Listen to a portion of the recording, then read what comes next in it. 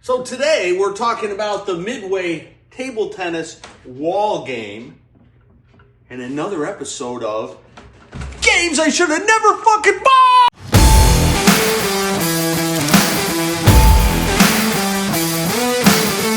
In 1972, Midway came out with 4 different wall games. And when I mean wall, they are mounted on the wall. Right above my ball bowler.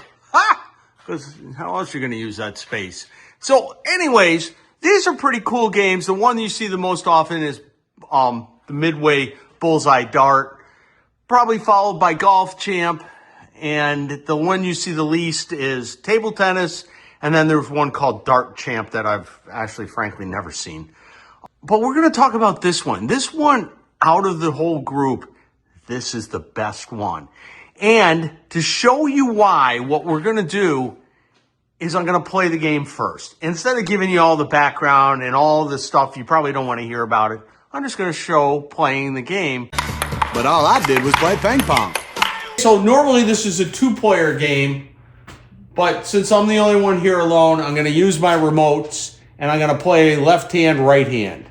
Okay, so all I got to do since I got this on free play is hit this button and we will start. And the idea is just to volley back and forth, but the game will tell you whether you hit the ball too soon or too late.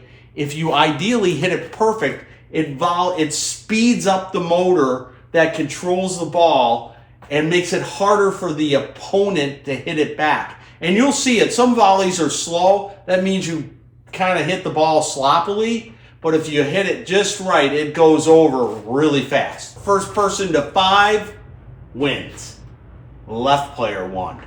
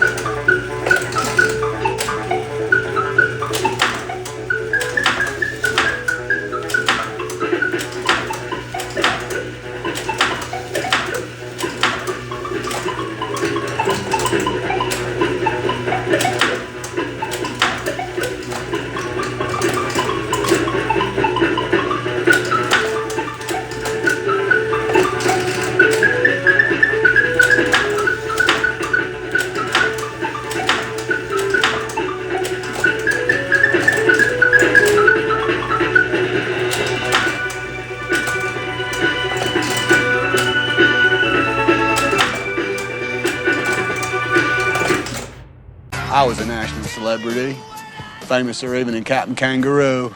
Let's talk about the table tennis and how it works and what I did to restore it. So here we are. You can see I got the lid up and it has these nifty prop rods. I don't think the Bullseye game has this thing, but they added it to this game. Now, as you can see, I have LEDs all in here. Now, the light bulbs for this are 12 volt. They're not 6.3. So you have to get 12 volt LEDs or they'll just burn out. And unfortunately, when Midway put the sockets in, and if I take this bolt out, I can swing this door open, they didn't always put the sockets in consistently. And all these 12 volt are automotive style ones, and they are polarized, meaning that if the power and the return are reversed, the LED won't work. So on about 30% of these, I had to flip the sockets over. And it has the addition of this motor control board. And this controls this separate paddle motor board. So this is a 12 volt motor, DC, opposed to the score and credit, which are 120 volt. And you can see there's a score and a reset motor. So the reason why there's 2 motors in one bin is that it's AC, meaning that you can't just switch the negative and positive leads to make the motor run in reverse. You need a whole separate motor. So that's why there's actually like 2 motors in this single package. It has all kinds of leather clutches in here that you have to take apart, clean, and lube with needs for oil. And you have to do that. Don't mess around. It has this little junction here that if it's broken, you can actually 3D print. But this won't work if it's missing or cracked. And then you have to be careful that these guys don't burn up. The reset one never burns up, but the score motor will run continually throughout the game. And because of that, somebody could start a game and walk away, and this will run forever until it burns up.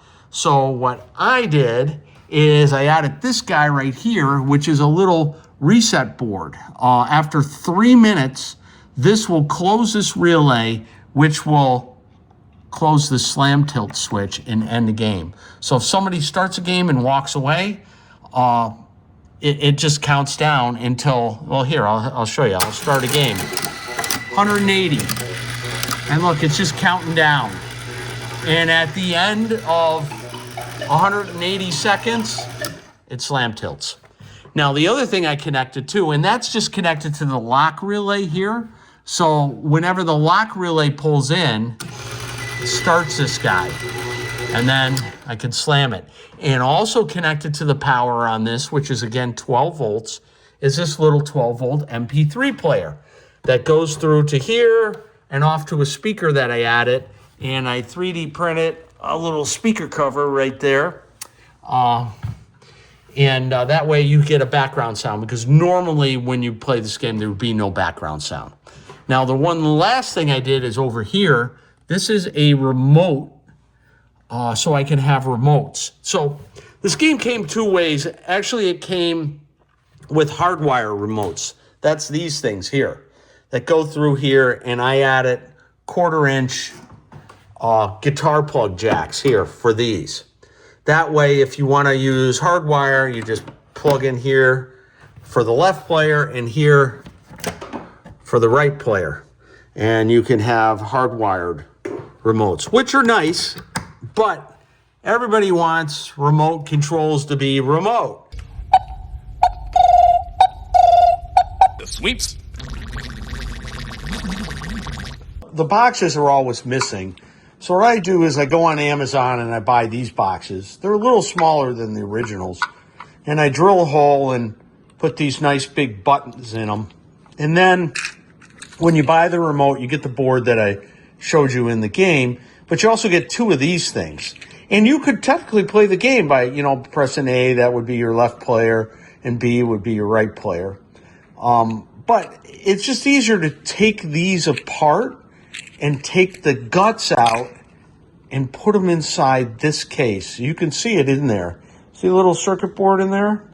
And then you just take the contacts that this A would press, solder 2 wires to it, and solder it onto that nifty little button that I drilled in there, as you can see.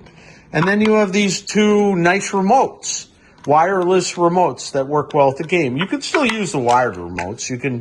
I guess you could use them both at the same time if you so need it. And then I made these nifty little stickers that went on top of these. And you can get all this information on how to make your own remotes that are always missing from my webpage at pinrepair.com/arcade. You can search for the Midway wall games, and there's a bunch of information on how to do all this stuff. Is this board right here. It controls the speed for the volley back and forth.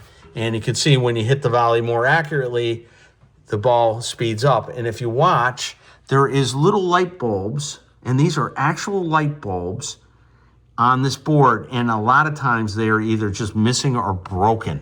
So when I start a game, let's start this thing up, and you start playing, you'll notice that these lights will turn on. Watch. Here we go. First volley. See?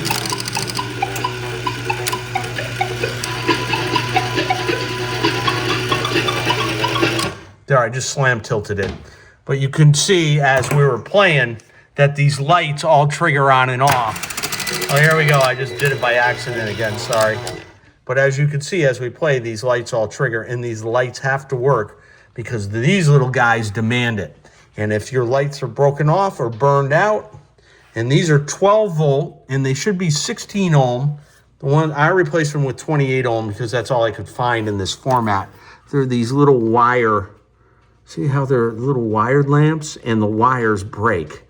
Especially with the lamps that they use are much bigger, and they have more weight, and they just break off. And without that, it'll never work. This board is for the original remotes, which I did not get with the game. So I just modified it in the wiring harness so I could have my new remote. And each one of these are relays that are controlled by the remotes. A for the left player, B for the right player, C and D aren't needed. Also, I hot wired that guy back there for free play. So all you got to do to start a game, I do have a game start button, but you don't need it because if you press either of the remote buttons, a game will start. The Army decided that I should be on the All-America Ping Pong team. I would also like to point out that right here, the game has a knocker coil. So every time you do a volley and you hit the ball, the knocker coil goes off. So now I'm just going to play a game with the hood up, and you can kind of see the lights in this area come on and off, just to give you an idea of what it looks like when it's running with the hood up. I'm going to use these remotes instead of the hardwired, and here we go. Got to wait until it says left serving. Let's go.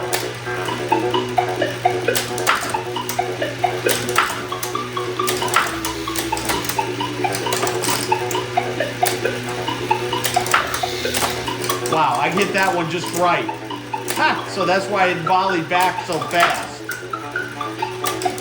You hit it just right, it volleys super fast to your opponent. Wow, I totally screwed that up.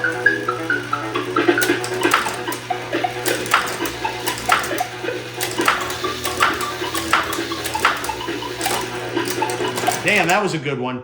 So you can kind of see, as I was playing it, the lights going on back here, and maybe some of the other little knickknacks and doodads that are going on while we're playing. No, go past this part. In fact, never play this again. Anyways, that's my video on the Midway Table Tennis. I hope that gives you a better understanding of the game and what I had to go through to get it all working. Thanks.